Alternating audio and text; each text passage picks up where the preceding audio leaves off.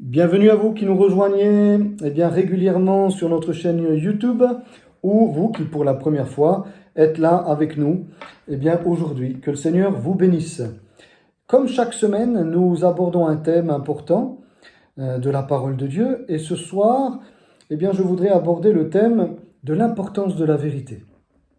Nous allons pour ceci lire dans Jean 8, versets 31 et 32. Jean 8, 31 et 32. Et Jésus dit aux Juifs qui avaient cru en lui, « Si vous demeurez dans ma parole, vous êtes vraiment mes disciples. Vous connaîtrez la vérité, et la vérité vous affranchira. » Amen. Au travers de 3 points, je voudrais parler donc de ce thème, l'importance de la vérité. Alors en introduction, je dirais déjà que de tout temps, les hommes ont eu, une pensée un peu bizarre, qui consiste à dire, finalement, chacun a sa vérité. Voilà. La vérité ne t'appartient pas, la vérité ne m'appartient pas, chacun a sa vérité. Mais que c'est faux de penser comme cela. Parce que lorsque nous disons que chacun a sa vérité, en fait, nous nous trompons de langage, nous nous trompons de vocable. Nous devrions plutôt dire, chacun a son opinion, ou chacun a son avis. Là, c'est juste. Mais chacun a sa vérité, heureusement que c'est pas comme ça, vous vous rendez compte ?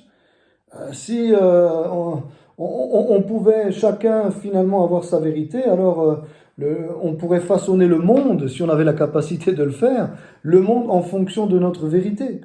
Non, ça fonctionne pas comme ça. Nous avons chacun des opinions, ça oui, des avis différents, mais la vérité, il y en a une seule, et heureusement. Par exemple, la Terre est ronde, d'accord ? Voilà. Jusqu'au IIIe siècle avant Jésus-Christ, plusieurs philosophes grecs avaient pensé ça, que la Terre était ronde. Mais on avait toujours pensé que la Terre était plate. Voilà. Même s'il y avait eu, je le répète, des suppositions comme quoi la Terre serait ronde. Mais c'est Ératosthène, un philosophe, mathématicien, qui a découvert cela. Donc aux alentours du IIIe siècle avant Jésus-Christ, et c'est lui qui a vraiment prouvé en fait que la Terre est bien ronde. Ok, IIIe siècle avant Jésus-Christ, c'est une opinion, c'est un avis ou c'est la vérité ? Avant il y avait des opinions, mais lui il n'a pas établi une opinion, il a établi la vérité sur ce fait astronomique, voilà, la Terre est ronde. La Terre est un astre, cet astre qu'est la Terre, voilà, est ronde. Mais avant lui, la parole de Dieu nous avait déjà dit que la Terre était ronde. Par exemple, nous lisons dans Proverbe 8, 31, Proverbe 8, 31, « Jouant sur le globe de sa terre et trouvant mon bonheur parmi les fils de l'homme. » Jouant sur le globe de sa terre. Là, c'est toute une métaphore sur la sagesse, etc. Jouant sur le globe de sa terre. Un globe.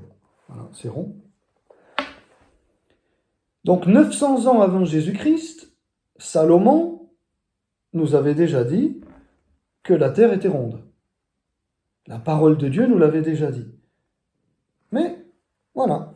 Il a fallu qu'un homme, un mathématicien grec, le prouve pour qu'on puisse dire « Ah, la Terre est ronde ».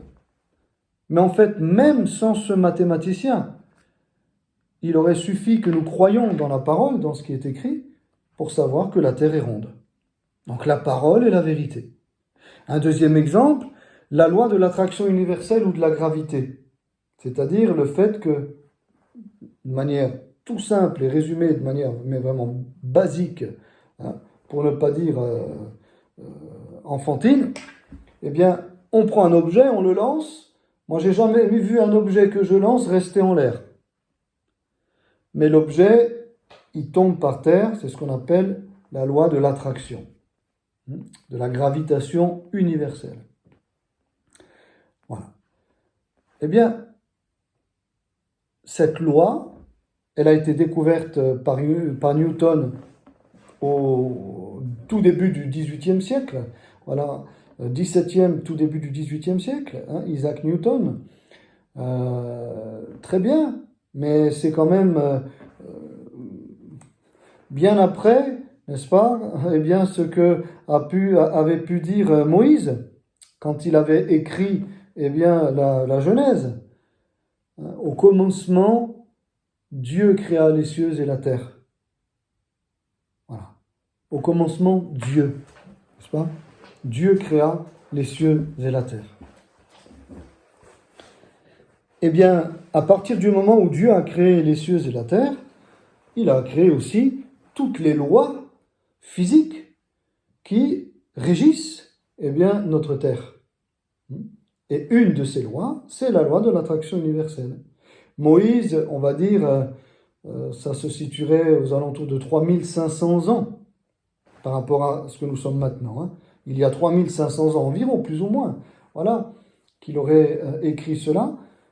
Eh bien, c'est que en 1700, on va dire, hein, voilà, que Isaac Newton l'a découvert, même si avant on supposait qu'on avait des opinions sûres.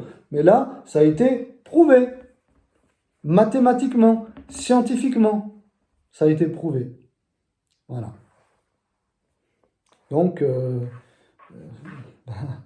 bien après, hein, que Moïse, des milliers d'années après, Moïse, c'est, on va dire, allez, 1000, en schématisant, 1500 ans avant Jésus-Christ, d'accord? Voilà, 1500.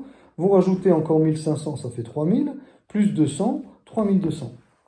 3200 ans après ce que Dieu a dit à Moïse et qui a été écrit, au début sur de la pierre, etc., eh bien, ça a été néanmoins écrit, voilà, que Dieu a créé la terre, et donc tout ce qui va avec. Donc ça existait déjà, cette loi-là. Mais on l'a découverte, vraiment éprouvée en tous les cas, que, eh bien, autour de 1700.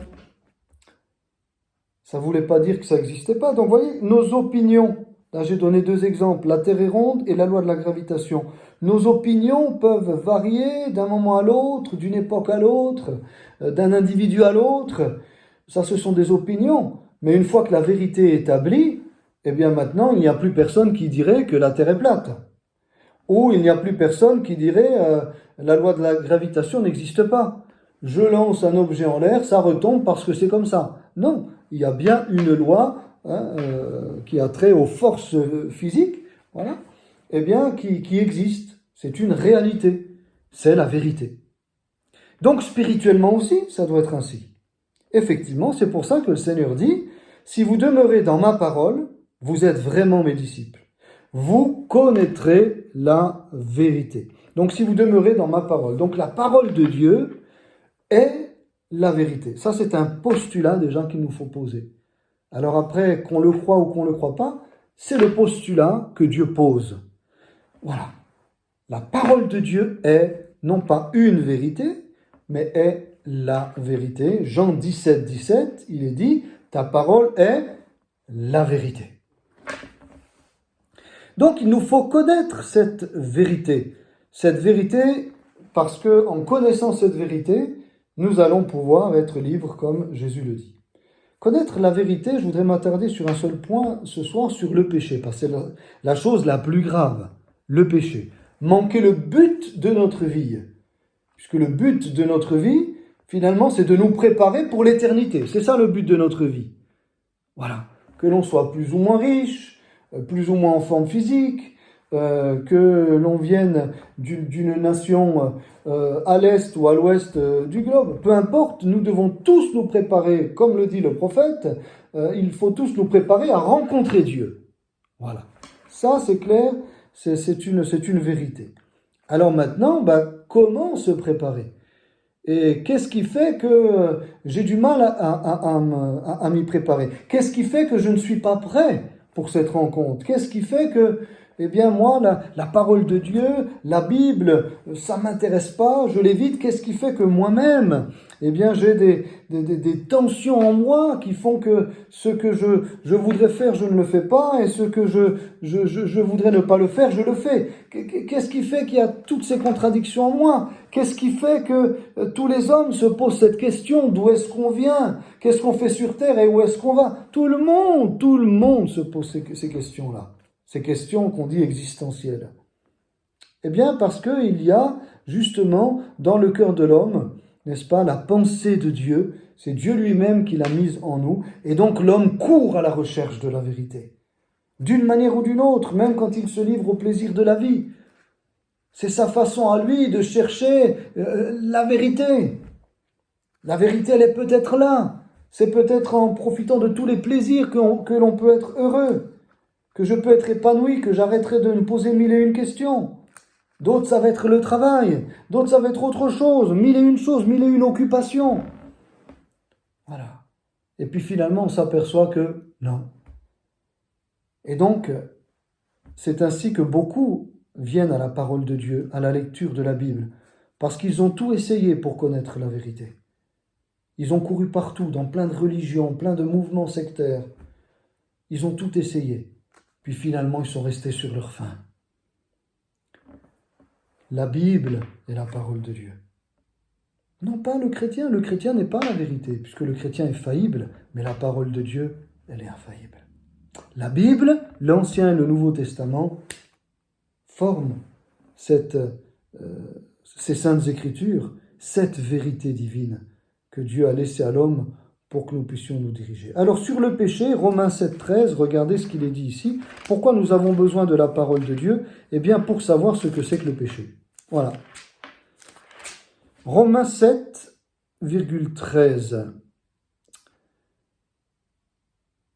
Par le commandement, c'est-à-dire par un verset de la parole, voilà, le péché est devenu condamnable au plus haut point. Par le commandement de la parole de Dieu, par des versets de la parole, par les saintes écritures, le péché est devenu condamnable au plus haut point. Parce que, comme il développe tout ça, Paul, dans son chapitre 7 de l'Épître aux Romains, nous n'avons connu le péché que parce que nous avons été confrontés à la loi. Voilà. Et la loi a été et est utile en ce sens qu'elle rend condamnable au plus haut point le péché.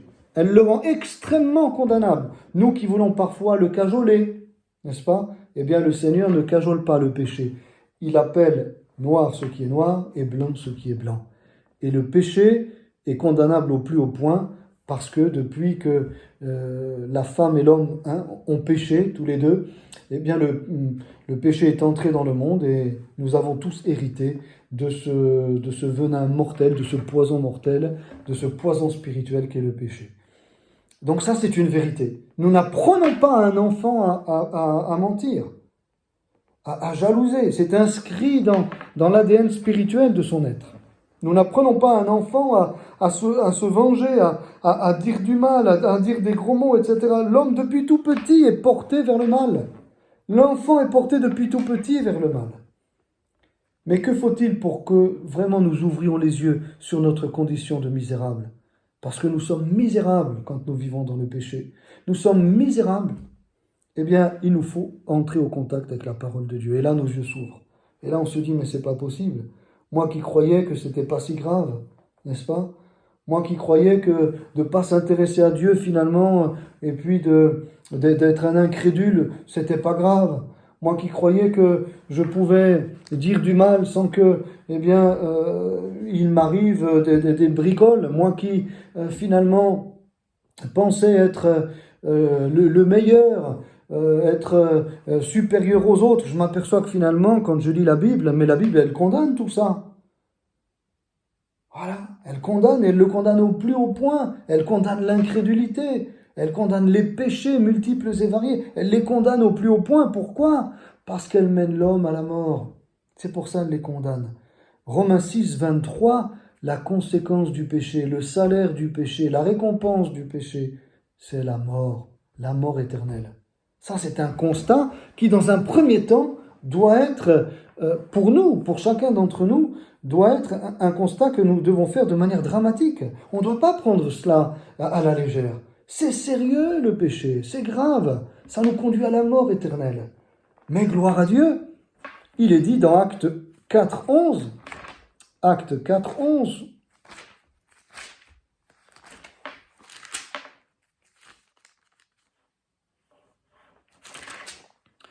Jésus est la pierre rejetée par vous qui bâtissez et qui est devenue la principale de l'angle. Il n'y a de salut en aucun autre, car il n'y a sous le ciel aucun autre nom qui ait été donné parmi les hommes par lequel nous devions être sauvés. Aucun autre nom sous le ciel. C'est clair, c'est net, c'est limpide. Il n'y a de salut qu'en Jésus. Alors voyez, quand on parle comme ça, on peut paraître comme extrémiste, comme intolérant. Aujourd'hui, on vit dans un monde où voilà, faut être tolérant, etc. Bien sûr qu'il faut être tolérant, mais il y a des domaines dans lesquels nous ne pouvons pas nous permettre d'être tolérants. Avec la vérité, eh bien, c'est la vérité. On ne peut pas être tolérant avec les lois de la physique. D'accord? En disant, ben moi, de toute façon, si je me jette du haut d'un pont, moi, la loi de la gravité, j'y crois pas. Voilà. Respectez ma pensée, s'il vous plaît. Voilà. Et regardez ce beau plongeon que je vais faire en douceur, n'est-ce pas? Voilà. Je crois que non. Ça sera terrible, ce qui va se passer, bien évidemment. Je prends un cas extrême sur le ton de l'ironie, mais parce que finalement, ça paraît tellement inconcevable de pouvoir dire qu'à chacun sa vérité, ou que la vérité n'existe pas. Ça paraît inconcevable. Quand on a un peu de jugeote, quand on raisonne un peu, ça paraît tellement inconcevable de tenir de tels propos. Donc, la nature en nous, voilà, elle nous dit, eh bien, fais ci, fais ça, alors que peut-être, nous, avec notre entendement, on ne voudrait pas le faire. Mais on a en nous comme une loi, Paul y développe tout ça, comme une loi, hein, la loi de la chair contre la loi de l'entendement, la loi de la chair contre la loi de l'esprit. Ce qu'on ne veut pas faire, on va le faire, et ce qu'on veut faire, ben, on ne le fera pas. Parce qu'il y a en nous le péché. Et donc ça, c'est la Bible qui nous le dit. Voilà, une déclaration. Avec ses conséquences, que lorsque nous allons mourir, si eh bien, nous n'avons pas réglé ce problème du péché, la Bible nous dit autre chose, c'est la conséquence du péché, c'est la mort éternelle. C'est qu'il y a l'enfer. Voilà. Alors aujourd'hui, c'est sûr de ne pas parler de ces choses-là, vous comprenez, c'est pas la mode, pasteur. C'est pas la mode. Et pourtant, ça aussi, c'est la vérité. Après la mort vient le jugement, dit la parole de Dieu. Ça, c'est la route qui est tracée pour tout homme. Donc, il ne faut pas qu'on continue à rouler à fond la caisse sur cette autoroute-là. Il faut que, eh bien, nous réalisions qu'il y a autre chose que cette mort éternelle et que cette perdition. Car Dieu a tant aimé le monde qu'il a donné son Fils unique, afin que quiconque croit en lui ne périsse pas, mais qu'il ait la vie éternelle. Oui, ne périsse pas. Ça, c'est la vérité. Mais l'autre vérité, c'est que Dieu est venu lui-même nous visiter. Emmanuel, il est venu nous visiter en la personne de Jésus-Christ. Et il a accepté de mourir sur la croix pour toi et pour moi. Afin que je ne meure pas à cause de mon péché. Afin que tu ne meurs pas à cause de ton péché. Mais qu'en croyant en lui, qu'en mettant ta confiance en lui, et en croyant que sur la croix, Jésus, il a pris ton péché. Jésus, il a pris ton péché. Jésus, il a pris ton péché. En croyant en lui, tu puisses demander pardon au Seigneur pour tes péchés et le remercier de ce qu'il les a pris sur la croix. Afin de t'offrir, non pas justement, eh bien, la mort, mais de t'offrir la vie éternelle. Le diable veut t'offrir la mort. Voilà. Parce que lui, il est perdu. Une autre vérité, le diable existe. Voilà, ça fera beaucoup de vérité ce soir. Mais la vérité, c'est que Dieu veut te sauver et il est venu. Et il a accompli ce qu'il devait accomplir pour que nous puissions être sauvés. Là, voilà la solution. Il y en a une seule. Il y en a une seule. Aucune autre religion, aucun prétendu prophète, aucun autre homme ou gourou ou que sais-je peut nous sauver. Aucun autre Dieu, je dis ça avec un petit D, peut nous sauver, car il y a un seul Dieu avec un grand D, un seul Dieu, qui a créé les cieux et la terre et qui est venu nous visiter, qui s'est fait homme en la personne de Jésus. Mais le troisième jour, après avoir été crucifié, le troisième jour, alors qu'on avait scellé la pierre, n'est-ce pas? Que craignait-on? Que finalement ce qu'il avait dit, ces paroles qu'il avait dites, seraient vraies? C'est ça que l'on craignait. Et le troisième jour, la pierre a été roulée. Et là, les soldats étaient blêmes, tout blancs. Tout blanc, oui. Parce que Jésus avait dit qu'il ressusciterait. Et il est ressuscité le troisième jour, comme il avait dit. Et puis, 40 jours après, il est monté auprès de son Père. Et là, il nous attend. Il nous a préparé une place, n'est-ce pas, dans le ciel, pour que toi et moi, nous croyions et que nous puissions aller au ciel. Il nous a préparé une place. Ça, c'est la vérité. C'est la Bible qui nous dit cela. C'est la parole du Seigneur. Ta parole est la vérité. Je finis. Vous connaîtrez la vérité et la vérité vous affranchira. Oh, ça fait du bien d'être affranchi de tout ce que les religions ont déformé concernant le péché et ses conséquences. De tout ce que les religions ont édulcoré concernant le péché et ses conséquences. Mais non, c'est pas si grave. Mais non. Faut pas faire peur aux gens, faut pas être si radical. Monsieur le pasteur, vous êtes complètement à côté de la plaque. Non. Je ne me fonde pas sur mes raisonnements, sur mes imaginations, mais sur cette parole qui a traversé les siècles et les âges et qui est aujourd'hui là, entre nos mains, et qui est le livre le plus vendu, le plus imprimé, le plus distribué, encore aujourd'hui en 2022. C'est que cette Bible, elle dit bien quelque chose, non? Oui, elle dit tout simplement la vérité. Voilà. Et l'homme, il est malgré lui attiré. J'ai envie de dire malgré lui, oui, parce que il ne voudrait pas, mais c'est plus fort que lui. Parce qu'il y a en lui une force que Dieu lui-même a déposée dans son cœur. Et cette force, c'est la pensée de Dieu. La pensée de Dieu. Nous avons la marque de fabrique de Dieu en nous. Alors on voudrait bien s'affranchir de cela. Donc malgré tout, l'homme, eh bien, vous voyez, est attiré comme happé par cette recherche de la vérité. Alors que c'est beau quand on est affranchi de toutes ces fausses vérités, de tous ces mensonges, quand on est affranchi de toutes sortes de pensées qui sont contraires à la parole de Dieu et que nous croyons auparavant, que c'est beau. La Bible nous dit dans Luc 4, 19 qu'il est venu pour délivrer ceux qui étaient prisonniers. Luc 4, 19. Je le lis. Luc 4, 19. Il est venu pour proclamer aux captifs la délivrance. Jésus est venu pour proclamer au travers de la bonne nouvelle aux captifs la délivrance. Donc quand tu découvres la parole de Dieu, on t'offre la parole de Dieu. Aujourd'hui, au travers d'Internet, tu peux découvrir la parole de Dieu, la Bible. Et puis que tu découvres Jésus. Et que tu dis, mais oui, ce que dit la Bible, c'est vrai, c'est tellement vrai. Beaucoup ont dit, mais si on mettait en pratique ce que disent les évangiles, le monde serait merveilleux. Ben, c'est tellement vrai. C'est tellement vrai. Alors il est venu pour libérer les captifs, pour te délivrer. Alors entre au contact de la Bible. Je te donnais envie de lire la Bible pour connaître Dieu, le vrai Dieu. Alléluia, parce qu'il y en a un seul. Alors bien sûr, tu peux aller sur Internet, mais le meilleur moyen de connaître la Bible, c'est de t'approcher d'un chrétien, d'une chrétienne, d'une église, où on prêche l'évangile. Et puis comme ça, tu peux poser des questions. On peut ensemble lire la parole, ensemble dialoguer sur la parole. Et c'est ainsi que tu découvres la vérité.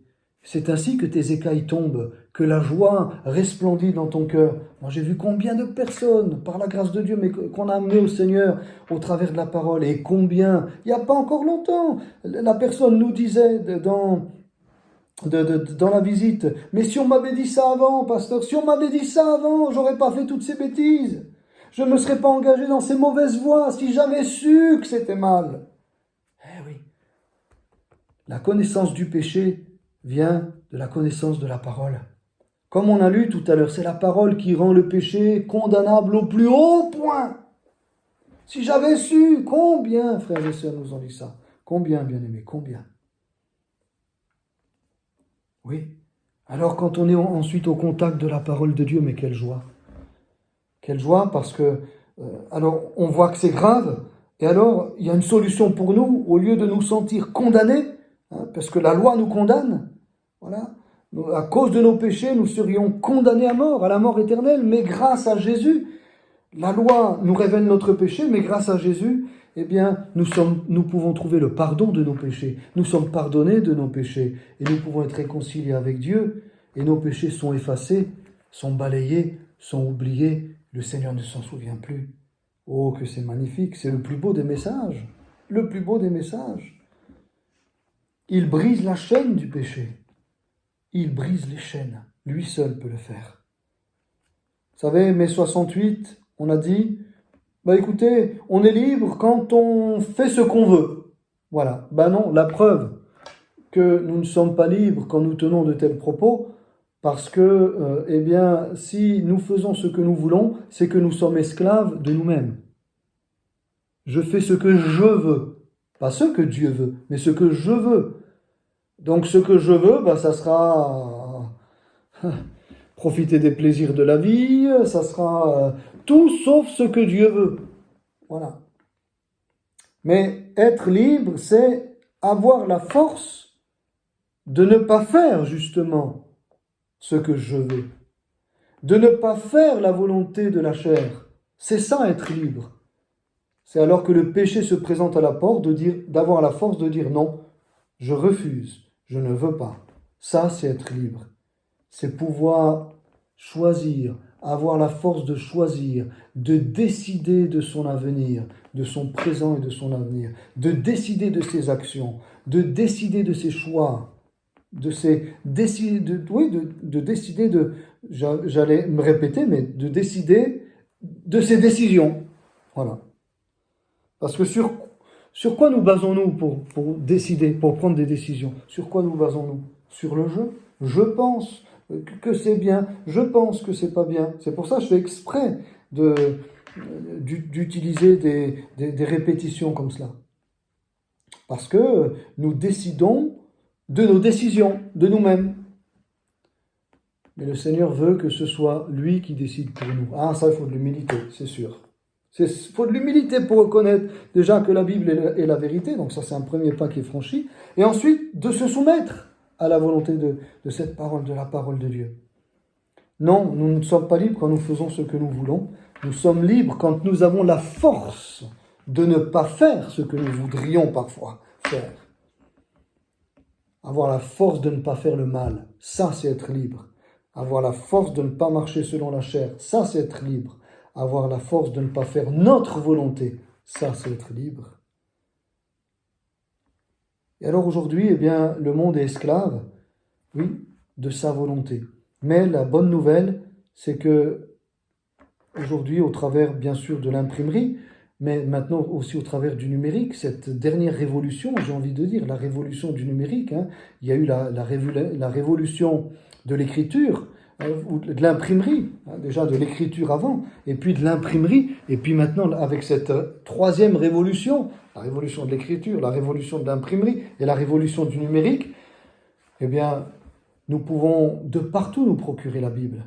La vérité, j'ai envie de dire, elle est là à disposition de tous. C'est vrai qu'il y a encore des ethnies, c'est vrai, des ethnies, qui n'ont pas la Bible encore, mais qui peuvent, d'une manière ou d'une autre, en tous les cas, être au contact avec une portion de la parole, et puis aussi être au contact de la parole de Dieu au travers, de serviteurs et de servantes du Seigneur qui vont annoncer l'évangile, dans ces contrées et dans ces ethnies. Oh, il en faut encore, c'est vrai, mais ça va très vite, vous savez, ça va très très vite.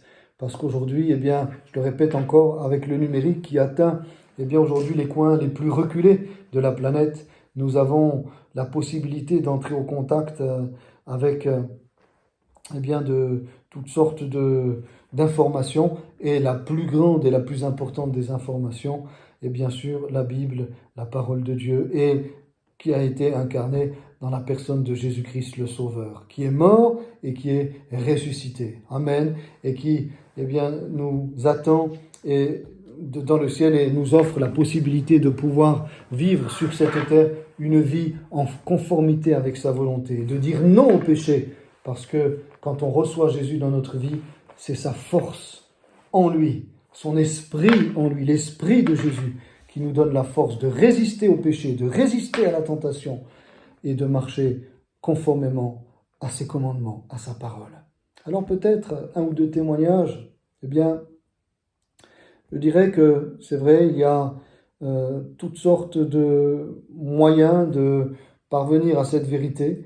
Et je me souviens notamment j'ai donné le témoignage d'un homme et d'une femme, un homme qui était arrivé dans une église dans laquelle nous nous trouvions un dimanche matin. Et puis là, j'ai vu cet homme, mais il avait un visage, j'ai pas envie de dire défiguré, mais presque.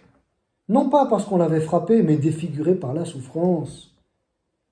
Et puis là, j'ai été saisi. J'ai dit à cet homme, mais mon pauvre monsieur, qu'est-ce qui vous est arrivé? Vous avez un visage tout défait, tout fatigué, tout flétri. Qu'est-ce qui vous est arrivé, monsieur? Et puis là, avec beaucoup d'émotion, ce monsieur de me dire, si vous saviez, j'ai cherché la vérité de partout. Oh, il avait déjà la cinquantaine, le monsieur. J'ai cherché la vérité partout, mais j'ai pas trouvé. Je vous dis pas comme mon cœur, il a fait plusieurs tours quand il m'a dit ça. Je dis, mais c'est extraordinaire, Seigneur, que tu l'as envoyé là dans notre église. Cet homme il a cherché partout, il a été défiguré même dans sa recherche parce que il s'est blessé. Vous savez, c'est comme quand on cherche, je sais pas moi, on cherche un diamant dans un buisson d'épines. Ah, ouais, c'est pas évident, hein. C'est pas évident. Eh bien voilà, lui il a cherché le diamant de la parole, cette perle rare, il l'a cherché dans des endroits où eh ben, il n'aurait pas dû la chercher. Et voilà, il s'est fait mal. Il s'est fait terriblement mal. Mais béni soit Dieu parce que le Seigneur l'avait amené là. Un autre témoignage, c'est que un soir, nous étions avec Marianne et puis nous étions à Dijon. C'était le samedi soir, avant donc le culte du dimanche matin. Et puis nous regardions comme ça l'avenue en bas, le boulevard. Nous habitions dans un HLM et puis il y avait en bas le boulevard avec des grandes avenues là. Et puis Marianne, saisie par le Seigneur, nous dit, mais tu sais Mirko, mais tu te rends compte tous ces gens qui passent et qui ne connaissent pas la vérité. Eh bien moi je prie, puis on a prié. Marianne a dit, moi je prie que demain matin, vraiment, voilà, on puisse conduire quelqu'un à l'église. Demain matin, Seigneur, c'est pas possible qu'ils ne connaissent pas ta vérité. C'est pas possible qu'ils n'écouteraient pas ta volonté. Révèle-toi à eux, Seigneur. Puis Marianne, elle pleurait pas, mais vraiment avec émotion, elle priait. Le lendemain matin, frères et sœurs, je vous le dis vraiment devant Dieu, je vous le dis. Le lendemain matin, nous sommes partis au culte comme d'habitude, puis on a vu qu'il y avait une voiture qui nous suivait. On ne connaissait pas cette voiture, bon. Et puis, elle nous suit. Je dis, mais Marianne, elle vient avec nous à l'église, cette voiture là derrière, on ne sait pas qui c'est, mais... Et elle est venue avec nous à l'église.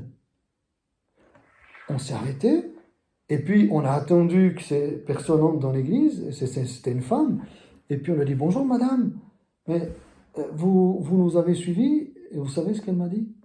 Ce qu'elle nous a dit, elle dit, oui, ce matin je suis sorti avec une pensée de me dire, eh bien, voilà, la première voiture que je vais voir, je vais la suivre, et puis je vais aller où va cette voiture. Non, mais attendez, je ne sais pas si vous vous rendez compte de ce que Dieu peut accomplir parfois à notre insu. Dieu avait entendu la prière de Marianne.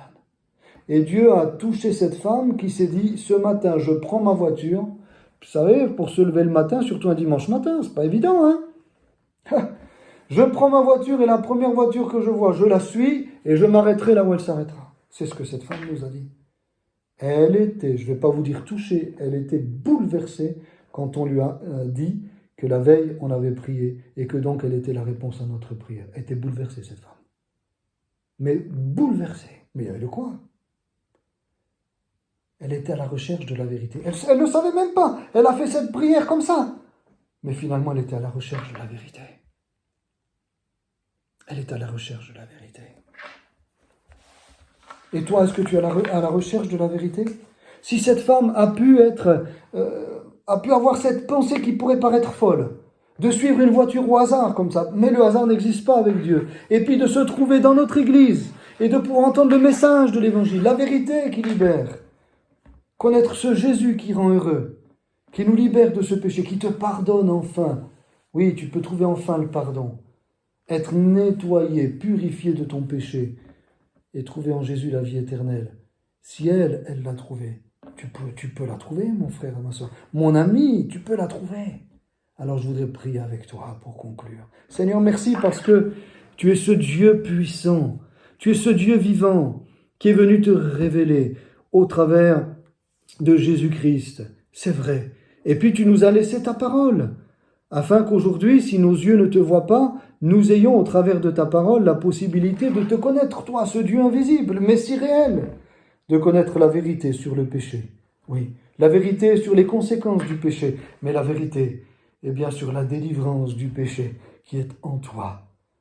Merci Seigneur de bénir ces amis qui écoutent ces messages, de bénir ces amis qui écouteront ce message, qui n'ont pas encore découvert la vérité, qui l'ont cherché au travers de 1001 moyens, mais qui l'ont pas cherché au travers de ta parole, qui l'ont pas cherché au travers de l'Église. Eh bien Seigneur, je te prie pour cet homme et cette femme qui écoutera ce message. Oui, tu as dit toi-même que si vous demeurez dans ma parole, vous êtes vraiment mes disciples. Vous connaîtrez la vérité et la vérité vous rendra libre. Ta parole est la vérité. Alors Seigneur, qu'il puisse se procurer une Bible, qu'il puisse venir ici à l'église ou dans une église évangélique où on annonce ta parole et que nous puissions leur donner la Bible, qu'ils puissent rentrer en contact avec ce livre qui n'est pas comme les autres, avec cette vérité qui se dégage. À partir du moment où on commence à ouvrir ce livre, peut-être même poussiéreux de notre bibliothèque, la Bible, cette vérité qui s'en dégage et qui va nous toucher jusqu'au plus profond de nos entrailles. Seigneur, je te prie, afin que cette vidéo puisse toucher des hommes et des femmes, et qu'ils rentrent au contact de la Bible, et au travers de la parole de Dieu qui rentrent en contact avec toi. Qu'ils passent des ténèbres à la lumière, qu'ils abandonnent leurs péchés, qu'ils soient purifiés, qu'ils soient nettoyés, qu'ils soient sanctifiés, qu'ils soient mis à part, qu'ils deviennent tes enfants, afin qu'après la mort, ils aillent dans la vie éternelle, là où tu les attends, ce pourquoi tu nous as créés, tu nous as appelés, pour être avec toi pour l'éternité.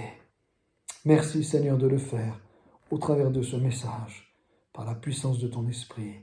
Amen, amen, amen. Merci Jésus. Merci Seigneur. Que le Seigneur vous bénisse, vous encourage, découvrez la vérité qui est en Jésus, au travers de sa parole, l'Évangile. Shalom, à bientôt.